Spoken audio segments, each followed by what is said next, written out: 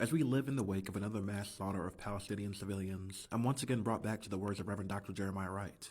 They have moved from the hatred for armed enemies to the hatred of unarmed innocence.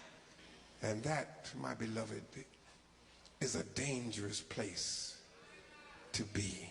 That clip was a part of the same message I showed y'all already, only this is the beginning of the message. Although this sermon was given after 9/11, it easily applies to the nation state of Israel, the child of the American empire. Since this terrorist attack took place, we've seen it described as Israel's 9/11. But I caution this: while you feel that rage, don't be consumed by it. After 9/11, we were enraged in the United States. While we sought justice and got justice, we also made mistakes. Mr. Bush, when are you going to apologize for the million Iraqis that are dead because you lied? We have moved from the hatred of armed enemies to the hatred of unarmed innocence. And we saw such a clear example of this with the recent mass murder of Palestinians seeking aid. Israel has aid trucks sitting outside of Gaza that they refuse to allow in to help the Palestinian people. Israel has intentionally starved the Palestinians. And when the aid that was there for them becomes accessible, and as they scramble desperately to relieve the pangs of hunger in their aching bellies, the occupying force that is Israel lays waste to children,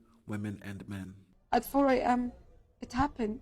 Sunflower bags entered the north of Gaza Strip, and people started running to get that flour, to get that food for their families.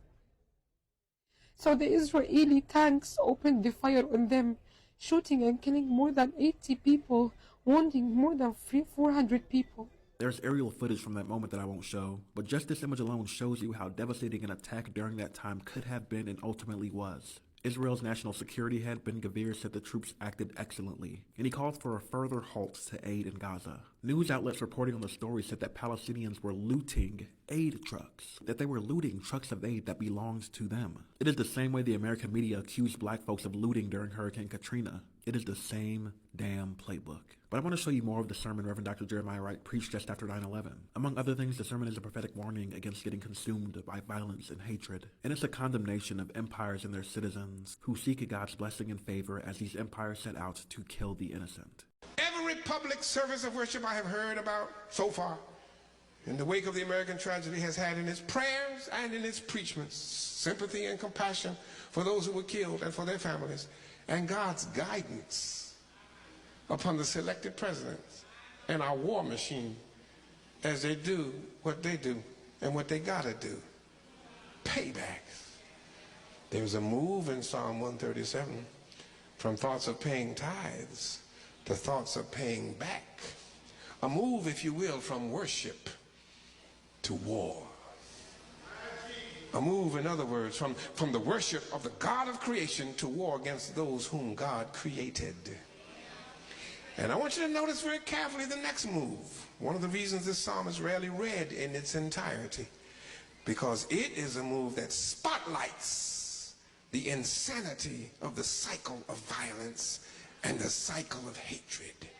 Violence begets violence. Hatred begets hatred, and terrorism begets terrorism. Look at the verse. Look at verse 9. Look at verse 9. Happy shall they be who take your little ones and dash them against the rocks. The people of faith by the rivers of Babylon.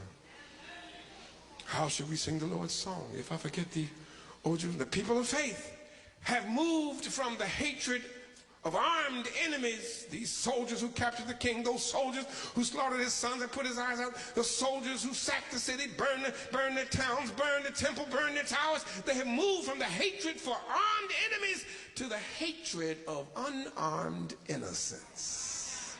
The babies. Blessed are they who dash your baby's brains against a rock. And that, my beloved, is a dangerous place to be. Yet, that is where the people of faith are in 551 BC, and that is where far too many people of faith are in 2001 AD. We have moved from the hatred of armed enemies to the hatred of unarmed innocence. We want revenge, we want paybacks, and we don't care who gets hurt in the process. Love and liberation to you all.